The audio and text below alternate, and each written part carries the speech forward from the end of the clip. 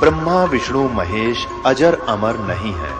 इनका भी आविर्भाव अर्थात जन्म तथा तिरोभाव अर्थात मृत्यु होती है।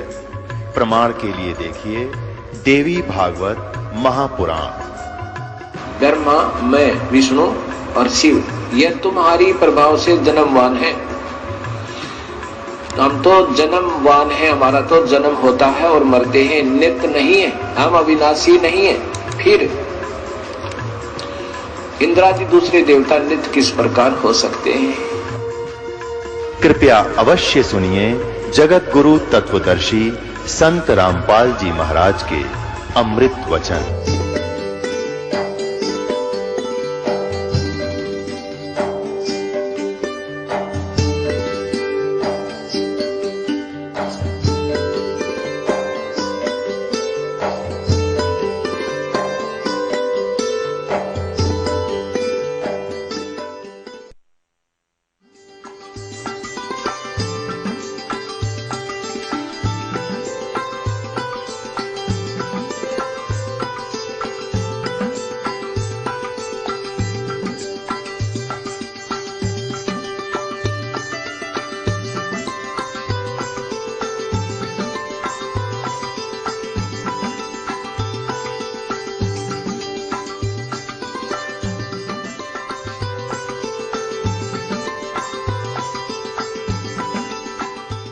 ऋग्वेद मंडल नंबर 1 सूक्त 44 पे 44 के मंत्र नंबर 11 में ये लिख रहा है मनुष्यवत देव। देव माने परमेश्वर लिखना था। हे परमेश्वर आप मनुष्यवत, मनुष्य जैसे हो, मनुष्य के समान हो, ये लिखना था। अब ये इसने यहाँ लिखा देव, इसका जो टांग पाड़ दी, यहाँ से वहां ले गया और इसको यहाँ ले आया। कोई बात हुई? जब एक कोई दोहा है, श्लोक है, उसके इसी सेंटेंस का इसी से में अनुवाद होगा। यहाँ का यहाँ नहीं हो सकता, यहाँ बीच यहाँ का नहीं हो सकता, इसको वहां इसको यहाँ नहीं हो सकता। ये बिल्कुल अज्ञान किया है। ये मनुष्यवत तो यहाँ लिख दिया, हे सभापति लिख दिया, मेधावी, ये भौतिक अग्नि लिख दिया, अग्नि का के भौतिक अग्नि के सदृश से यहाँ लिखना था हे परमेश्वर। ये मनुष्यवत ये यहाँ लिखना था यज्ञ के। तो आप धार्मिक अनुष्ठानों का ज्ञान देने के लिए, साधन बताने के लिए परमात्मा आप परमेश्वर आते हो, और गुरु रूप में आते हो, होता रूप में, ऋत्वजम रूप में, ऋत्वज बन के आते हो, और आप मनुष्यवत हैं, मनुष्य के सदृश हो। आपकी बुद्धि इसका कोई, आप ही सबकी बुद्धि को प्रेरित करते हो। ये देखो, और ये लिख दिया मनुष्यवत, और यह मनुष्यवत यहाँ ले लिया और इस देव को यहाँ ठोक्या। ये अनुवाद होया। तेरा गजब भैया, और मैं ऋषि कवावे।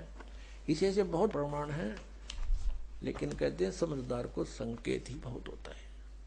इनके लिए परमात्मा ने कहा कि मोती मुक्ता दर्शत नाही, ये जग है सब अंदरे, दिक्कत के तो नैन चश्म, इनके फेरा मोतिया बंदरे। इनका मोतिया बंद हो रहा था। ये महाज्ञानी थे और इनको जनता समझे थी बड़े विद्वान है। आज से 600 वर्ष पहले परमात्मा ये तत्व ज्ञान बताया करते थे। ऐसे ही अज्ञानी लोगों ने, ऋषि महर्षि मंडलेश्वरों ने, इन नकलियों ने परमात्मा के इस ज्ञान को हम तक नहीं आने दिया। केवल ये कहकर कि कबीर जो है, ये परमेश्वर कबीर जी के बारे में कहते थे कि कबीर तो अशिक्षित है, ये क्या जाने वेदों और पुराणों और गीता के बारे में, ये झूठ बोलता है, ये कहता ब्रह्मा विष्णु महेश नासवान है, इनके जन्म मृत्यु होती है, तो ये झूठा है जुला, इसकी बात मत सुनना। और वेदों में परमात्मा बताते थे, कबीर साहब कहते, कबीर वेद मेरा भेद है, ये चारों वेद मेरा गुणगान करते हैं। लेकिन उस समय भगवान की वाणी का हमें भरोसा हुआ नहीं, क्योंकि हम उन अज्ञानियों को मैं ऋषि मानने थे। अब इन मैं ऋषियों की जो ना वो नकली, अब इनकी ऊपर का कवर उतार के दिखा दिया, जैसे किसी गधे के ऊपर शेर की खाल डाल रखी थी कुमार ने, और शेर की खाल ऊपर डालकर उसने रात ने छोड़ दिया वो खेतों में। वो आसपास के चनों को, गेहूं को, खेती को खावे, और रखवाले ऑर्डर के भाग जा, शेर आ गया, शेर आ गया। एक कुमार को पता चला इस कहानी का कि इस जंगल में शेर आवे रात ने और फसल खा जाता है। तो उसको मार शाना था, उसने सोचा शेर खेती नहीं खाता या कोई और बात पाओगी। तो उसने सोचा कोई कुम्हार ने गलती गड़बड़ कर रखी है, अपना खोता बढ़िया मजबूत ताकतवर बनाने के लिए खवावा खेती ने। तो उसने गांव वालों से कहा भाई तुम डरो ना, आ जाओ मेरे साथ, ले चलते हैं, पहचान तो करा उसकी शेर है के। तो उसने अपने 2-4 गधे ले जाके उस जंगल के दूसरी साइड छोड़ दिए, और फिर वो शेर आया न, दूर तो दिखा वो शेर, वो आ गया, वो लग गया खेती वो फसल खाने, और रखवाले तो चढ़ गए वृक्षों पर। वो कुमार बोला तुम वृक्षों पर चढ़ जाते हैं, वो सब वृक्षों पर चढ़ गए। थोड़ी देर में वो गधे जो कुमार के थे 5-4, वो लग गया अपने राग रमण बोलने, हो। उधर से वो शेर भी लग गया, हो उड़े आ दिया अंदर। तो जब पता चला, कहते हैं शेर कार गधे का बोली तो मेरा पट्या करे ऊपर के कौर थे थोड़ा ही। तो ये रसी थे या अविद्वान थे, इनकी ज्ञान तो पता लगा। अब शेर तो पहले से दाड़ रहा था कबीर परमेश्वर, और ये जिनको हम शेर मान रहे थे, ये तो गधे के ऊपर शेर की खाल डाल रखी थी। परमात्मा कहते हैं खरना हुआ केहरी कब हूं, सिंह की खाल उड़ाए। शेर की खाल उड़ाने तो गधा शेर नहीं बन सकता। एक केवल ऊपर के कौर को बदल लिया, मैं ऋषि बनकर बैठ गए, संत बन गए, मंडलेश्वर तिलक ला लिए, इन तो संत नहीं बनते। संत ज्ञान से बनता है, और वो कबीर परमेश्वर थे, पूर्ण ब्रह्म है, सर्वशक्तिमान, सर्व ब्रह्मांडों के रचनहार। ये वही परमात्मा है। हम सुल्तानी नानक तारे दादू को उपदेश दिया, जात दुल्हा भेद नहीं पाया, वो काशी माए कबीर हुआ, वो धानक रूप रहा करतार। बोलो सतगुरुदेव जय हो।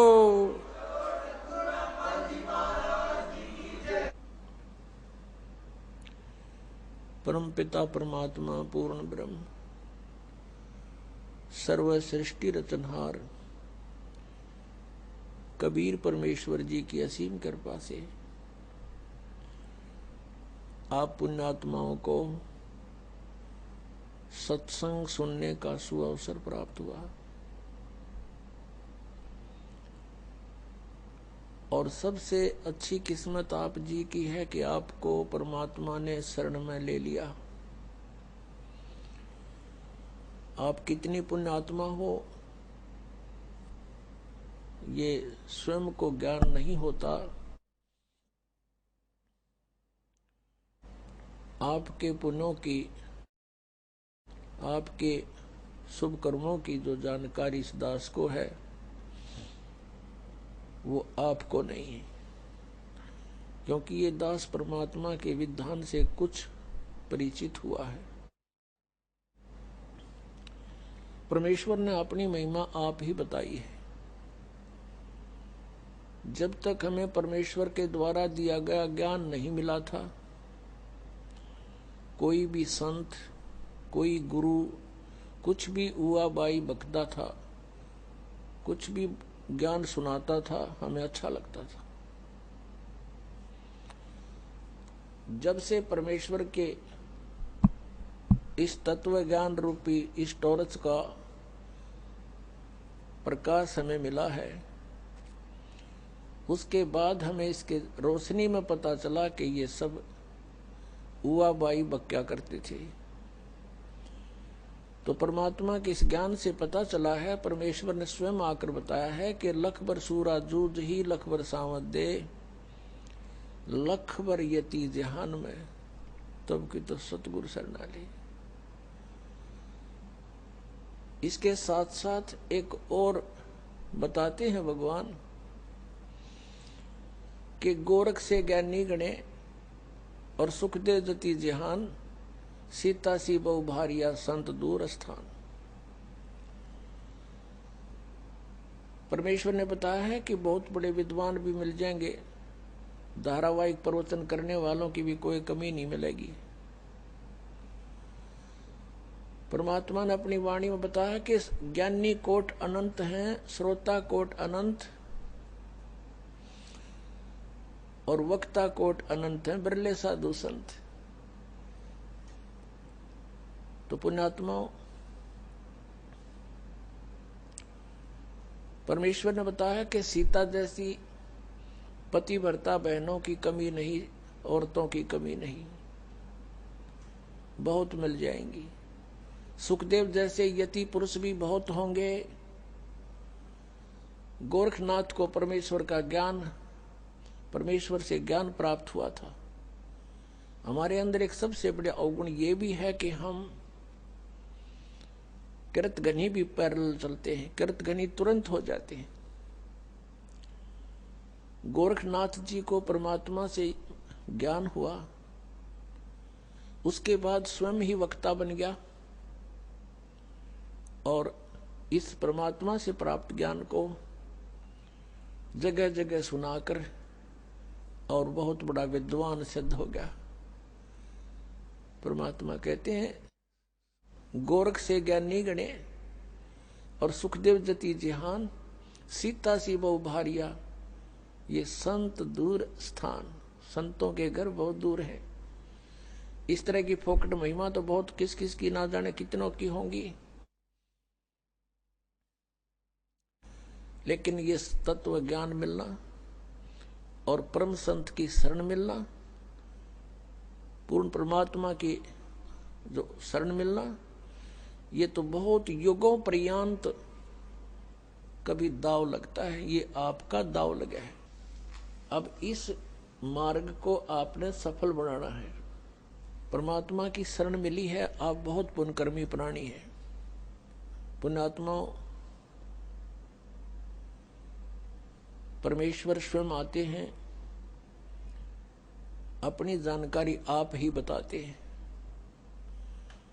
अपने द्वारा रची हुई सृष्टि की जानकारी वे स्वयं ही दे सकते हैं, ये तो अंडरस्टूड है। हम इस संसार की उत्पत्ति के कितनी अटकल डालें, हमें कह का पता नहीं। चाहिए साइंटिस्ट बता दें इतने ऐसे होकर ऐसे होकर ऐसे हो गए, इतने दिनों में ये पृथ्वी बनी, इतने में फलाना बना, ये तो अटकलबाजी है। अपने द्वारा रची हुई सृष्टि को परमात्मा ही बता सकता है और ऐसा ही वो करता है। इसके प्रमाण आप संत ग्रंथों में भी देख रहे हैं। पवित्र चारों वेद परमेश्वर की महिमा से परिपूर्ण है और जो परमेश्वर की महिमा ये वेद बताते हैं, जिन वेदों को हम शिरोधार्य मानते आए हैं और इनको यथार्थ ज्ञान युक्त मानते हैं, इनके अंदर परमात्मा कबीर जी की महिमा लिखी हुई है और वही लीलाएं परमेश्वर कबीर देव जी ने ही की हैं। उस धानक कबीर ने, जुल्हा कबीर जो काशी में आया था, बनारस में आया था।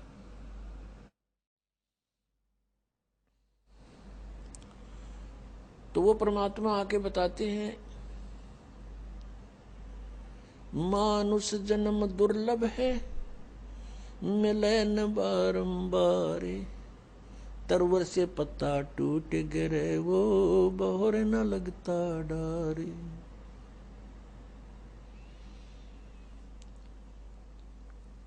परमात्मा स्वयं बताते हैं कि आप जिस परिवार में रह रहे हो उसको जानो एक वृक्ष है, पेड़ है, उसमें आप पत्ता लगे हुए हो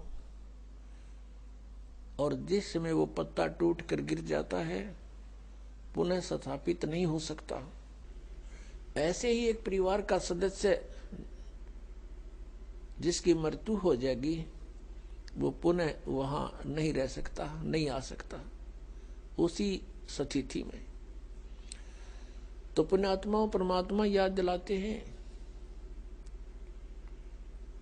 मानुष जन्म पाए कर जो नहीं रटे हरि नाम, जैसे कुआ जल बिना फिर बनवाया क्या काम। राम रटत कोड़ी भलो, चू चू पड़े जो चाम, ये सुंदर शरीर किस काम का, जिस मुख नाही नाम।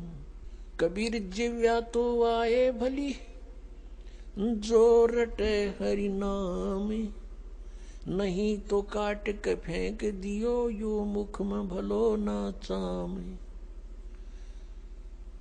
परमात्मा इस मानव शरीर की कितनी वैल्यू बता रहे हैं, महिमा बता रहे हैं। कि यदि इससे परमात्मा की साधना भक्ति करते हो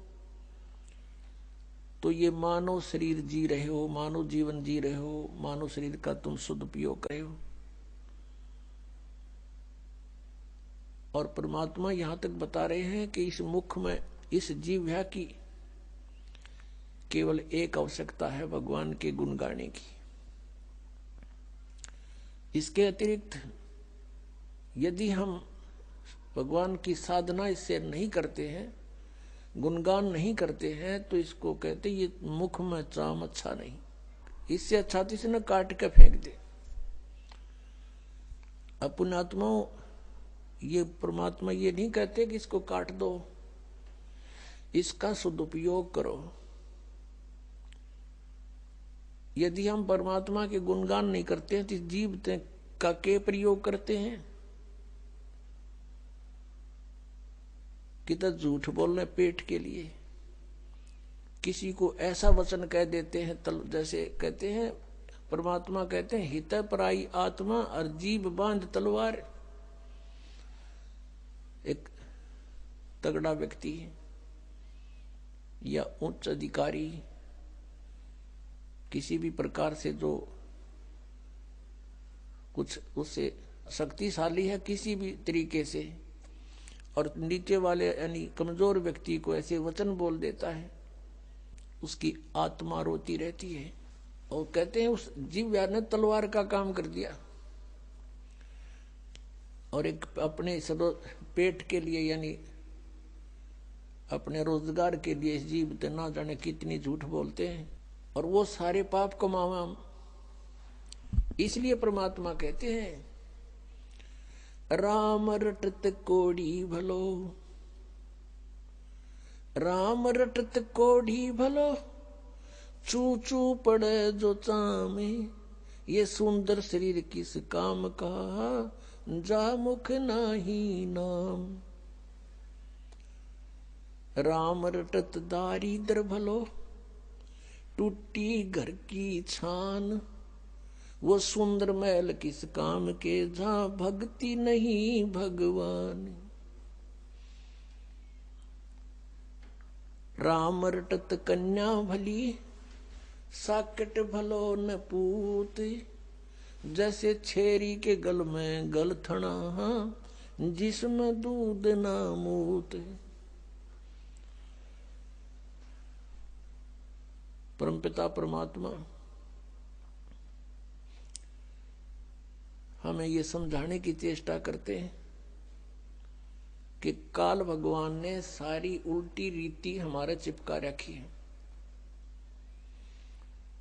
हम इस काल के जाल में इतने फंस गए हैं, फिर हमारा एक समाज बन गया है, उस समाज के अनुकूल हमें सभी सुविधाएं नहीं मिलती हैं, तो हमें फिर बहुत परेशानियां होती हैं। जैसे हमारे समाज में पुत्र की प्राप्ति अति आवश्यक मान रखी है कि यदि पुत्र नहीं होता है तो जीवन व्यर्थ है, चाहे कन्या कितनी हो जाओ। तो ये काल भगवान का एक जबरदस्त जाल है जो हमारे ऊपर फैला रखा है उसने। जिसके पुत्र नहीं है तो वो वैसे ही समाज में अपने आप को एक कमजोर मानता है, हेय मानता है। और जिसका संतान बिल्कुल नहीं, वो तो अपना जीवन कति व्यर्थ मान रहा है बिना ज्ञान के। हम दुखी बिना ज्ञान के हैं। यहाँ पर जब हमें ज्ञान हो जाएगा फिर ये बातें हमें दुखी नहीं करेंगी। फिर उसके अतिरिक्त जैसे चलो ये भी सब्र किया, भाई कन्या कन्या होगी, पुत्र नहीं हुआ, आगे फिर उन बहनों को, उन कन्याओं को कितना कष्ट है। जैसे उनके बच्चों का विवाह होता है, भाई है नहीं तो बात ही नहीं आया, तो उस दिन बहन खूब रोवे, चाहे दूसरा चेता हुआ का कितना ही कुछ कर लो। फिर एक हमने और बना रखा है रक्षाबंधन। उस रक्षाबंधन के दिन फिर रोवे वह बहन जिसका भाई को ना। बता वो रक्षा कर देगा अपनी बहन की, वो भाई जो रक्षाबंधन जिसका बांधन जावे है कि मेरी रक्षा करिए भाई तू। एक बहन बता रही थी कि रक्षाबंधन के दिन, नाम लेने से पहले की बात है, नाम लेने के बाद हम नहीं करते ये, क्योंकि हमें पता लग जाता है। अब उसको ज्ञान हुआ उस बात का कि मैं अपने भाई के घर गई हुई थी, अपने मायके, रक्षाबंधन वाले दिन इंतजार कर रही थी भाई आओगा, रक्षा बांधूंगी, अब रक्षाबंधन उसका बांधूंगी। पहुंची, भाई नहीं आया, उसका शव आया उस दिन, एक्सीडेंट हो गया, दुर्घटना होगी, टक्कर मार कर रोए सारा परिवार। अब जो भाई अपनी ही रक्षा नहीं कर सकता, बहन की कहां से कर देगा? जो रक्षा करने वाला है उसकी तरफ ध्यान भी को नहीं। तो परमात्मा ये याद दिलाते हैं कि तुम समर्थ का शरणा गहो रंगोरी हो, और फिर कबू ना हो अकाज राम रंगोरी हो। पुण्यात्माओं, यदि आपने परमात्मा पाना है और काल के जाल से छूटना है तो इस परमात्मा के दिए विधान के अनुसार चलना पड़ेगा।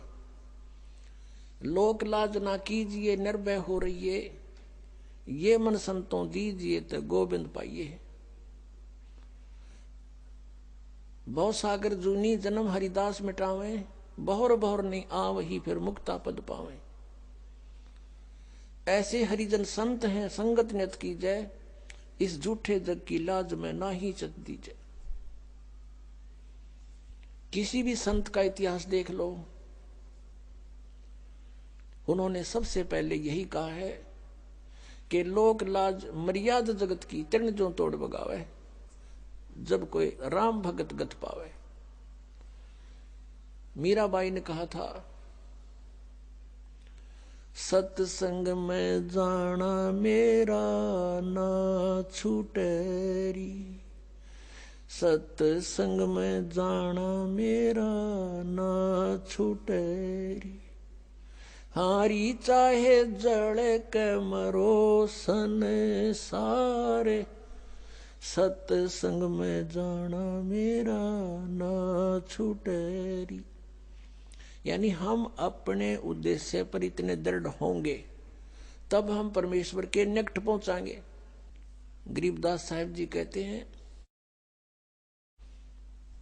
कि इन पिछलों की जो रीति है ये तुरंत त्यागनी होगी।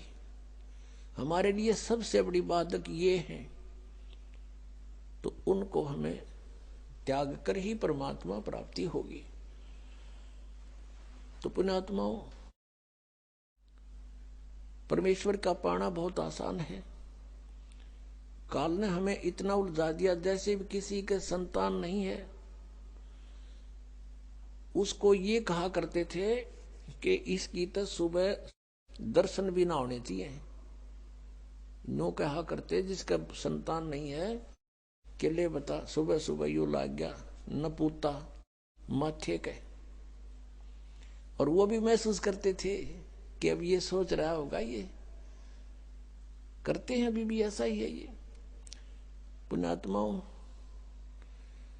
यहां काल की सारी उल्टी रीति है। अब जब हम तत्व ज्ञान से परिचित होंगे तो परमात्मा के विधान अनुसार हमने चलना पड़ेगा।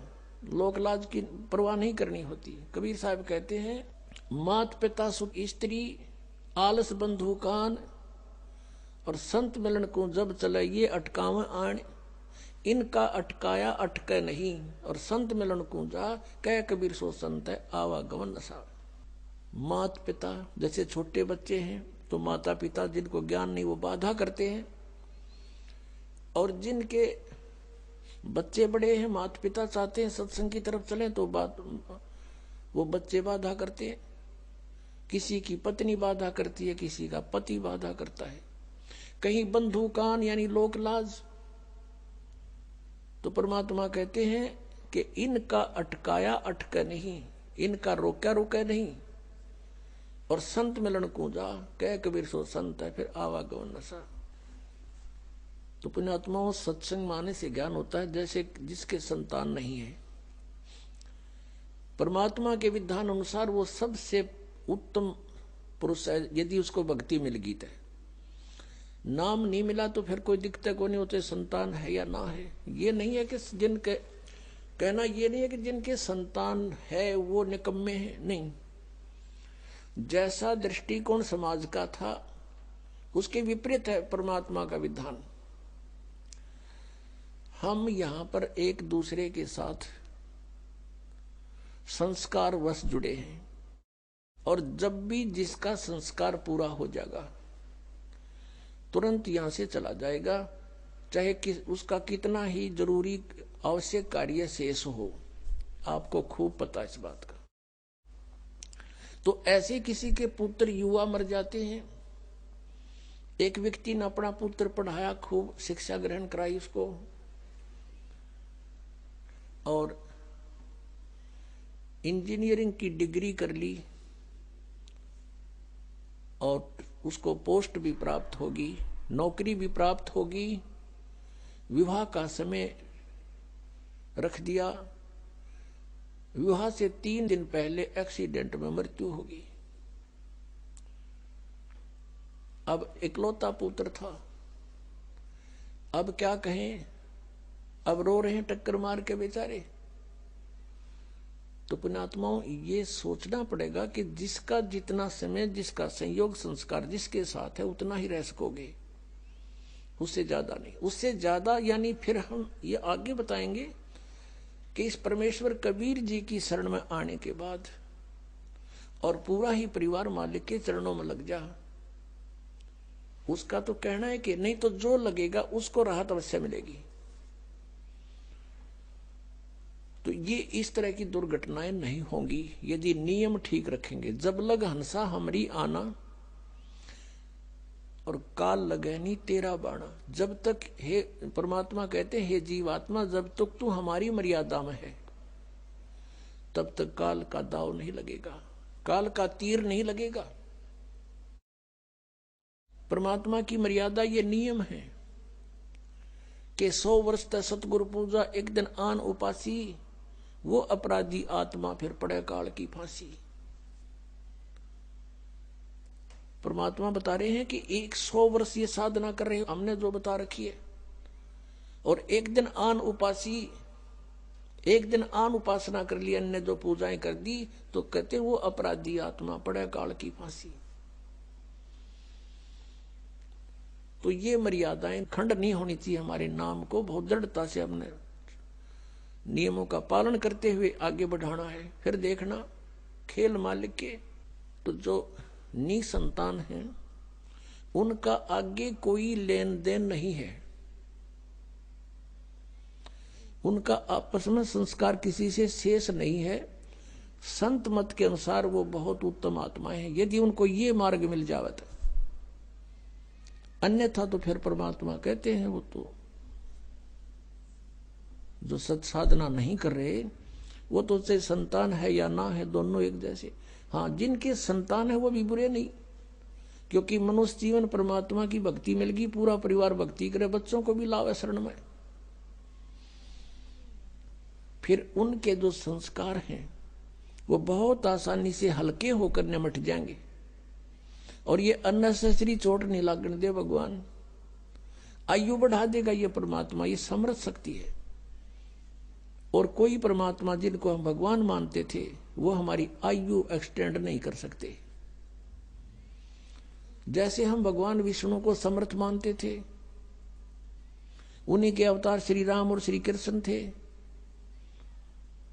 जैसे भक्त प्रसन्न करते हैं, कई बार प्रसन्न करते हैं कि जैसे श्री कृष्ण जी ने मोर ध्वज राजा के पुत्र तामर ध्वज को आरे से चिराकर जीवित कर दिया था, तो वो समर्थ शक्ति मान लिए। इसी एक एग्जाम्पल था।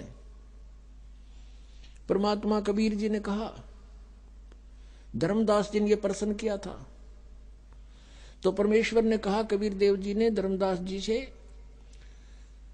कि श्री कृष्ण जी ने अपना सगा भांजा क्यों नहीं जीवित किया अभिमन्यु,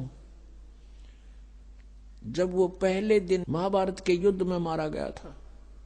उसका सगा भांजा था, सुभद्रा का पुत्र था, श्री कृष्ण जीवित नहीं कर सका, जिसकी आवश्यकता थी जीवित करने की। और वहां जा पंगा लिया, मोरध्वज का बेटा कटवा के जीवित कर दिया। धर्मदास एकदम स्तब्ध हो गया कि भगवान सच्ची बात है, उनका तो कुलनाश हो रहा था और वहां भगवान उसको जीवित नहीं कर सके। तो प्रश्न किया, क्या कारण है प्रभु? तब परमेश्वर ने बताया कि ताम्रध्वज की आयु शेष थी और इतनी सिद्धि इनमें है कि उसको आपे कटवाया, आपे जीवित कर दिया। लेकिन अभिमन्यु की आयु शेष नहीं थी, श्री कृष्ण कुछ नहीं कर सके और ना कर सकते। तब धर्मदास ने कहा कि भगवान सचमुच वहां तो अति आवश्यकता थी उसके जीवित करने की। सूरवीर योद्धा था और साथ में जरूर थी, युद्ध हो रहा था, पांडवों का कुलनाश हो रहा था। तो इस प्रकार परमात्मा हमें याद दिलाते हैं कि तुम कौन राम का जपते जापम, ताते कटे ना ये तीनों तापम। अब प्रसंग चल रहा है कि जैसे हम इस परमेश्वर की शरण में आएंगे तो ये हमारी आयु भी बढ़ाएगा। ये समर्थ शक्ति है, परमेश्वर है, ये पूर्ण परमात्मा है। अब वेद गवाही देते हैं कि भगवान उम्र बढ़ा देता है, लेकिन वो है कौन परमात्मा? वो पूर्ण ब्रह्म है, कबीर देव है। आपको थोड़ा सा यहां दिखाते हैं कि समर्थ शक्ति देखो, बगैर सुनी सुनाई बातें तो हमने बहुत सुन रखी है, दंत कथाएं सुन रखी है। जब तक आप आंखों नहीं देख लोगे प्रमाणों को, आपको विश्वास नहीं हो सकता। क्योंकि हमने वेदों की आड़ में जो भी वक्ता होते थे, पुराणों का, वेदों का और गीता जी का रेफरेंस देकर सत्संग किया करते थे। और हम ये सोचा करते थे कि संस्कृत के विद्वान हैं, संस्कृत साथ बोल रहे हैं, इन्होंने सदग्रंथों को सही जाना होगा। और ये कहा करते थे कि जो प्रारब्ध है वो तो भोगना ही पड़ेगा, जिसकी आयु जहां समाप्त होगी वो तो होगी ही होगी, इसका कोई विकल्प नहीं। और परमात्मा की महिमा गुणों में लिखा है कि परमात्मा हमारी आयु बढ़ा सकता है, हमारे जीवन में आने वाले संकटों का नाश कर सकता है। वो कर कैसे सकता है? जो उसकी साधना सत्य हो, शास्त्र अनुकूल हो, तब उनको सब राहत मिलती है। परमात्मा हमारी आयु भी बढ़ा सकते हैं, आपको वेदों में दिखाते हैं। क्योंकि शिक्षा का हमें एक लाभ है तो यही है कि हम सदग्रंथों को स्वयं समझ सकते हैं। और जब तक हम नहीं समझेंगे, कोई भी हमें बढ़ा दे, कुछ भी कह दे, हम उससे की मान लेंगे। जिस कारण से आज तक हम यह भटक रहे हैं, अरे नकली संतों के पीछे लटक रहे हैं। ये देखिएगा, ये है ऋग्वेद, आपको दिखाते हैं ये कहां से प्रकाशित है। सर्वदेशिक आर्य प्रतिनिधि सभा, महर्षि दानंद भवन, रामलीला मैदान, नई दिल्ली से। उनके फोन और फैक्स नंबर ये है। ये मुद्रक है प्रिंस ऑफसेट प्रिंटर्स, 1510 पड़ौती हाउस, दरियागंज, नई दिल्ली से। ऋग्वेद मंडल नंबर 10, सूक्त 161 161 और मंत्र नंबर 2 में, यदि रोगी नष्ट जीवन शक्ति वाला हो, यानी जिसका जीवन नष्ट होने वाला हो गया है, यदि अथवा सीमा से परे चला गया है, यदि मृत्यु के समीप पहुंच गया ही है, तो भी उस रोगी को, ये देखिए ना, दानंद के भक्ता ने मैं वैद लिख दिया यहाँ पर। क्योंकि दानंद ये मानता था भगवान कुछ नहीं कर सकता, ना रोग काट सकता, ना उम्र बढ़ा सकता, इसलिए यहां लिख दिया मैं वैद। कष्ट प्रद रोग के पंजे से छुड़वा लाता हूं और 100 शरद ऋतुओं तक जीने यानी 100 वर्ष तक के लिए इसको बलयुक्त करता हूं। अब यहाँ जो इन्होंने जानबूझ कर बकवाद करी, इस मूल पाठ में इसमें वेद का जिक्र नहीं, क्योंकि वेद कोई मेडिसिन की बुक नहीं है, ये भगवान की जानकारी महिमा है इसके अंदर।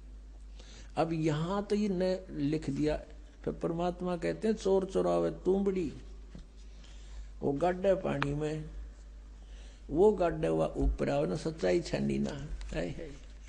लेकिन कहीं ना कहीं परमात्मा ने इनकी आंखें बंद कर ही दी, जहां इन्होंने सच्चाई लिख दी, ना चाहते हुए भी लिख दी। भगवान ने लिखवा दिए तो क्या लिखे थे ये देखना। ऋग्वेद मंडल नंबर 9 सूक्त 80 और मंत्र नंबर इसका भी 2। हे परमात्मन, आप उपासकों की आयु के बढ़ाने वाले हैं। या भूल गए वैद लिखना। देखा परमात्मा के चोर चुरावे तुमड़ी गाड्डा पानी में, वो गाड्डा हुआ ऊपर आवे ना, सच्चाई छानी ना। और दिखाता हूं इन्हीं के अनुवाद में, ये देखिएगा। एक और दिखाते हैं इन्हीं परमात्मा। देखो ये दास अगर आपको अनुवाद करके या बताओ वैसे तो नहीं जच्चे, क्योंकि ये आपका तो यकीन हो जा, पर ये होने ना दें, ये कहकर आपको भ्रमित कर देते कि रामपाल को संस्कृत ना आती, ये वेदों के अनुवाद करेगा। और यही हमारे भगवान कबीर साहब के बारे में इन्हें टांग अड़ाई थी कि कबीर अशिक्षित है, अक्षर ज्ञान नहीं, ये संस्कृत का मामला, ये सदग्रंथों को समझना इस जुलाहे के बस का कहां, ये झूठ बोलता है। और परमात्मा सारी सच्ची कहा करते थे। 600 वर्ष पहले ये बात बताया करते तो दास आपको सदग्रंथों से रूबरू करा रहा है, और उन्हीं से आज परमात्मा ने अनुवाद करवा रखे हैं। इन्हीं के अनुवाद में परमात्मा ने दया बख्शवा दी। नान्यो कौन कहे मैं काल हूं, और वो भगवान कोई और है। गीता में सारे रेफरेंस दे दिए। मालिक ने कहा दिया, उसने पता ही नहीं मैं कद के बोल गया, और सच्चाई बुलवा दी दाता ने उस ब्रह्म काल ते कि वो परमात्मा तो कोई और है और मैं तो काल हूं, सबको खाने आया हूं। जब तो नांडी पाक के कही थी कि कोई मैंने टोकनिया नहीं कि मैं कह दूं, और कह दी सच्ची, अब हमारा काम आ गई। अब देखो ये ऋग्वेद है, इसका द्वितीय भाग है। ये लंबी बड़ी जल्द में है। ये प्रकाशक हैं पंडिता राकेश रानी, और ये कहां से छपा है? प्रधान कार्यालय वेद मंदिर महात्मा वेद भिक्षु सेवा आश्रम लेखराम नगर इब्राहिमपुर मुखबेलपुर दिल्ली दूरवास इतना दान संस्थान। और ये है इसका अनुवादक महात्मा वेद भिक्षु भारतेंद्र नाथ और दान संस्थान करोल बाग नई दिल्ली से इसने इसका अनुवाद किया है। देखिएगा ये है ऋग्वेद मंडल नंबर 10 सूक्त 161, ये 161 और ये दूसरा मंत्र इसका। इसने बहुत बढ़िया अनुवाद किया। सच्चाई, यदि किसी रोगी की जीवन शक्ति समाप्त हो, उसकी आयु ना रही हो, यदि वह सीमा से परे हो गया है, यदि वह मृत्यु के सन्निकट चला गया है, तो भी उसे मैं बाहरी कष्टप्रद रोग के पंजे से मुक्त कराऊं तथा उसे 7 वर्ष यानी 100 वर्ष के जीवन हेतु बल संपन्न करूं। भावार्थ में भी सही लिखा है इसने, यदि रोगी की जीवन शक्ति समाप्त हो यानी उम्र खत्म होगी, वो आयु हो रही है और उसका रोग सीमा से पार हो गया है, तब भी परमात्मा उसे इस कष्टप्रद रोग से मुक्त कर 7 वर्ष यानी 100 वर्ष का जीवन दे सकता है। अब बिल्कुल सही लिखा है, पर क्योंकि परमात्मा की महिमा है या किसी वैद्य की और दवाइयां की किताब नहीं है। ये देखिएगा ऋग्वेद मंडल नंबर 9 सूक्त, ये 80 का है, यहाँ 82 गलत लिख रखा है यहाँ, क्योंकि ये यहाँ से शुरू हुआ है 80 से और आगे 82 अलग होता है, ये यहाँ से है। ये 79वां सूक्त समाप्त हो गया, ये 80वां चल पड़ा और इसका ये 2 मंत्र यहाँ है, या आगे 82 शुरू हो जाता है, इसलिए 81 यहाँ लिख दिया उन्होंने, 81 भी पूरा हो गया। तो ये ऋग्वेद मंडल नंबर 9 सूक्त 80 है, ये 81 यहाँ 81वां है, ये 80वां सूक्त यहाँ समाप्त होता है। यहाँ देख, ये इसके दूसरे मंत्र में ऋग्वेद मंडल नंबर 9 सूक्त 80 समझो 80। हे परमात्मन, आप उपासकों की आयु के बढ़ाने वाले हैं, जो कि तुम, बिल्कुल सही किया इसने। अपने आत्माओं, हमने उस परमात्मा की शरण ग्रहण करनी है जिसके गुण वेद गावें। परमेश्वर स्वयं कहते हैं, वेद मेरा भेद है, मैं ना वेदन के माही, और जौन वेद से मैं मिलूं ये वेद जानते ना ही। इन चारों वेदों के अंदर कबीर परमेश्वर कहते हैं मेरा ही गुणगान है। अपने द्वारा रची हुई सृष्टि को परमात्मा ही स्वयं आकर बताते हैं। वो क्या बताते हैं कि आप यहां कैसे आकर फंस गए इस काल के जाल में।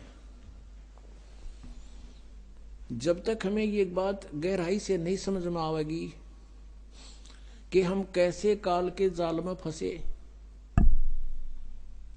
एक पल का भरोसा नहीं, ना जाने कब और के बिजली गिर जाए इस गंदे लोक में। हम एक प्रजा हैं, यहाँ के राजाओं की दुर्गति, अचानक मृत्यु देखकर हमें ये विश्वास हो जाना चाहिए कि ये लोग ठीक नहीं।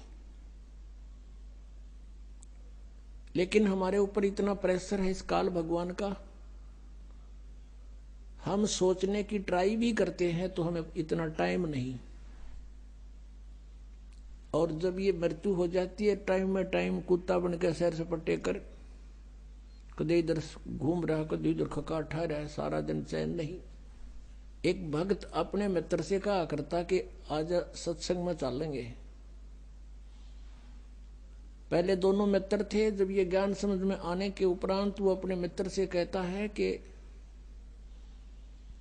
आओ सत्संग में चलेंगे। वो कहता भाई फुर्सत नहीं, टाइम नहीं मेरे पास। और मित्र का फर्ज बनता है कि वो रहकर उसको बताता है कि जो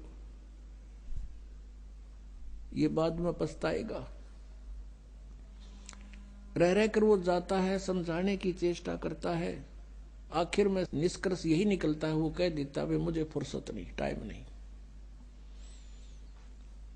बहुत बार कहा, उसने यही उत्तर दिया।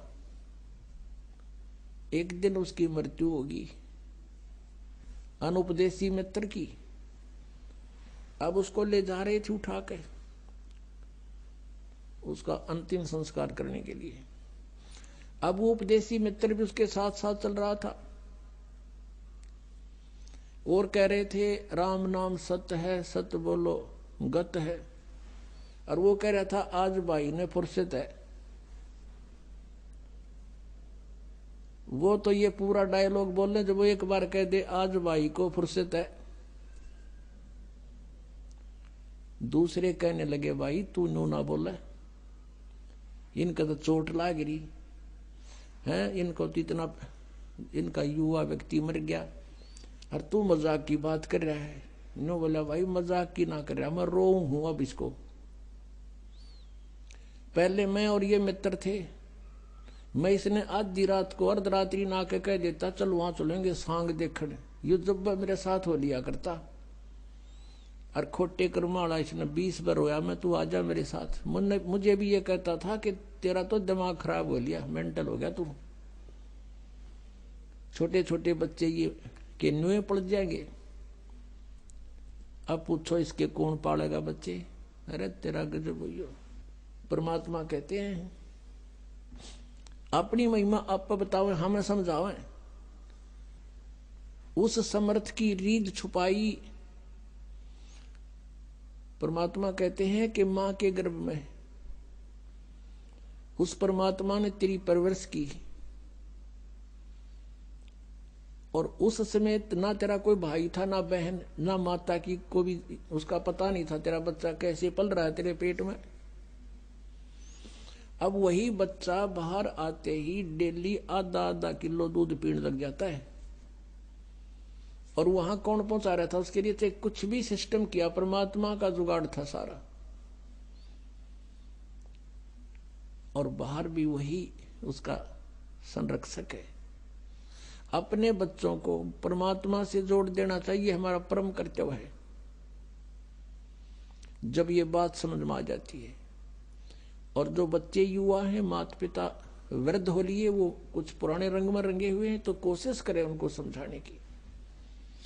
जोर जबरदस्ती नहीं करे, रह रह कर ज्ञान सुनावे, प्यार से समझावे, और अपने परिवार को, रिश्तेदार को जहां तक भी आप जा सकते हो, समझा सकते हो, आपका परम कर्तव्य है। परमात्मा की भक्ति छोड़ के यदि कोई और कार्य संसार में प्राणी, मनुष्य जीवन प्राप्त प्राणी कर रहा है, भक्ति नहीं कर रहा है, तो वह गलती कर रहा है।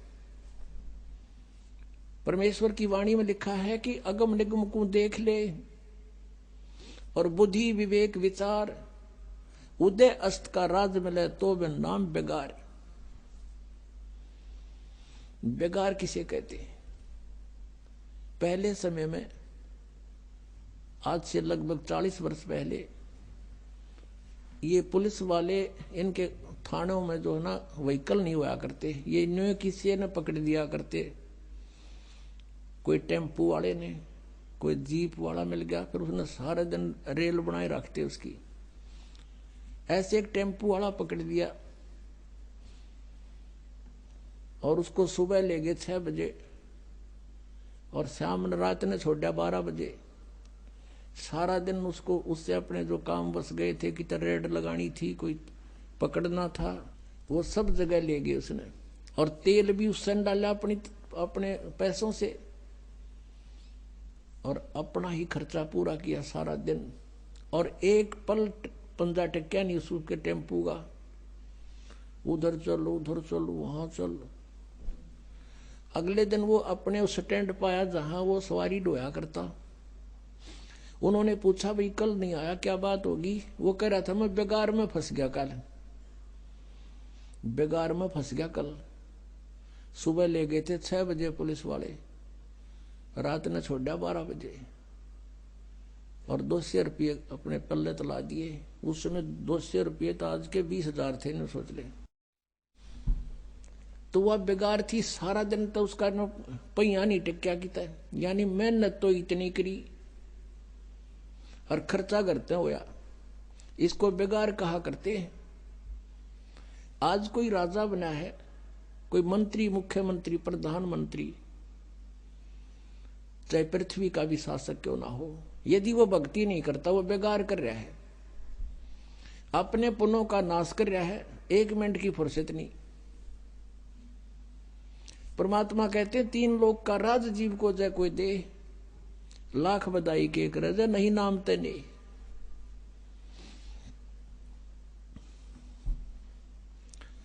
कबीर ये जग निर्धना, कबीर सब जग निर्धना, धनवंता ना कोए, धनवंता सो जानियो जिस पे राम नाम धन होवे।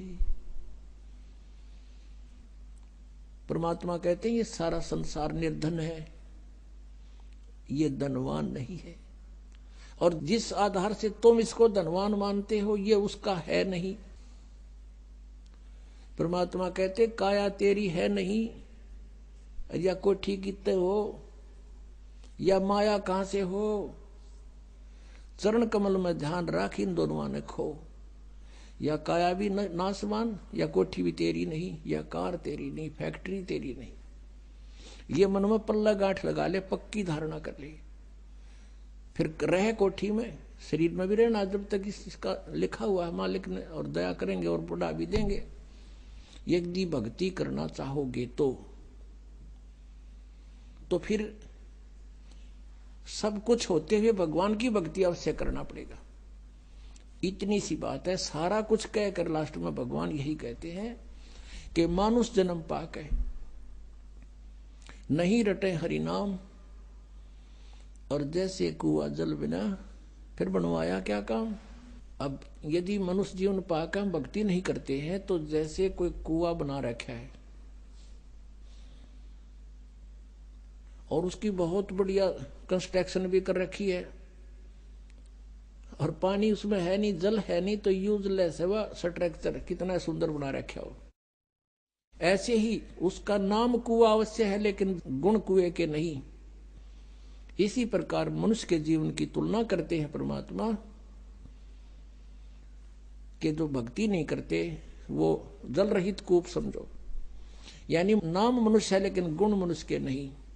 तो इससे आप समझ गए होंगे कि मनुष्य जीवन किस लिए प्राप्त हुआ है, इसकी आवश्यकता क्यों है। नहीं तो एक मनुष्य जीवन की जगह पर एक और पशु पक्षियों का बन जाता।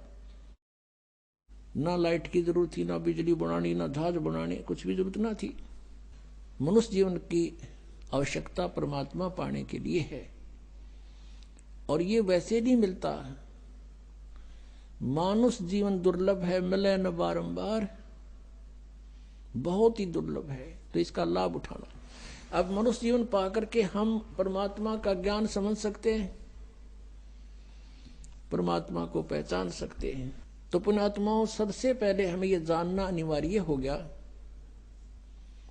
कि हम यहां कैसे फंसे, यहां क्या औचित्य अपने जीवन का। आज सारी सुविधाएं आपके पास हैं और राम बुलावा आ गया, फिर क्या करेंगे? इस क्या काम आई हमारा ये सारा जीवन जिसके ऊपर निछावर कर दिया। परमात्मा कहते हैं भक्ति बिना क्या होते है, भरम रहा संसार, रति कंचन पाया नहीं, रावण चलती बार।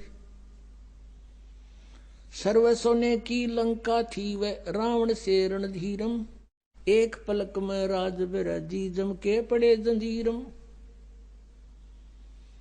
सर्व सोने की लंका थी, हम तो कोठी बढ़िया बना लेंगे कि तो उसकी बढ़िया चिप्स चाप्स लगा लेंगे, वो तो सोने की बना रहा था, श्रवण की, गोल्ड की। और चलते समय कहते एक रति सा एक ग्राम भी साथ नहीं ले जा सका। तो फिर हम क्यों डले ढोरे यहां पर? इसके पीछे एक बहुत बड़ा षड्यंत्र है यहाँ के भगवान का। भगवान माने स्वामी का, वैसे भगवान नहीं है,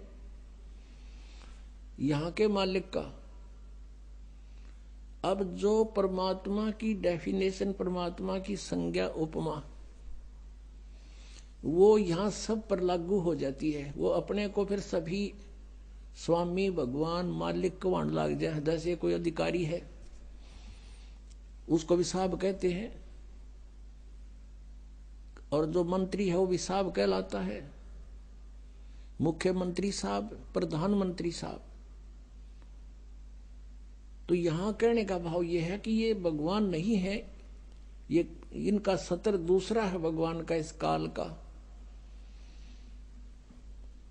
और यो भी भगवान कहलाता है लेकिन भगवान नहीं है। इसलिए गीता जी अध्याय नंबर 15 के श्लोक 16 और 17 में निर्णायक ज्ञान दिया है।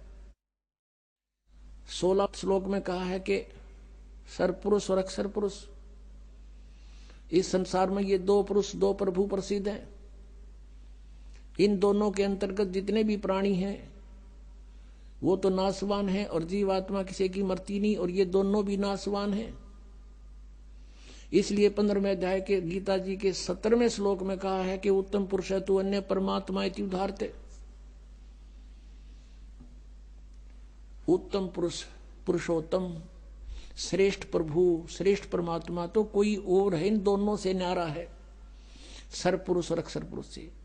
वो तीसरा कौन है? गीता जी अध्याय नंबर 8 के श्लोक नंबर 1 में अर्जुन ने प्रश्न किया कि आप जी ने जो 7वें अध्याय के 29वें मंत्र में गीता जी में कहा है कि तत्परम को जानकर, सारे अध्यात्म को जानकर और सब कर्मों से परिचित होकर के प्राणी केवल जरा और मरण से छूटने का ही प्रयत्न करता है।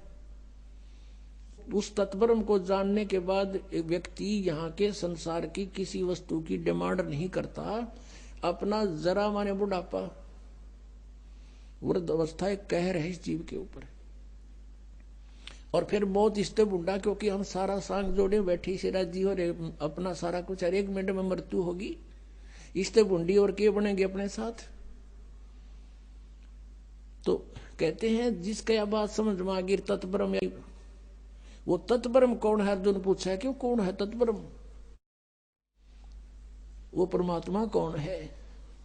8वें अध्याय के 3रे श्लोक में गीता ज्ञानदाता ने उत्तर दिया, वो परम अक्षर ब्रह्म है। यानी गीता ज्ञानदाता से अन्य है कोई। उसी के विषय में गीता जी अध्याय नंबर 15 के श्लोक नंबर 17 में बताया है कि उत्तम पुरुष है तू अन्य है, वो परम अक्षर ब्रह्म है। इन दोनों से न्यारा है सर पुरुष और अक्षर पुरुष से, और वही परमात्मा इति उदाहरते, उसको भगवान कहा जाता है।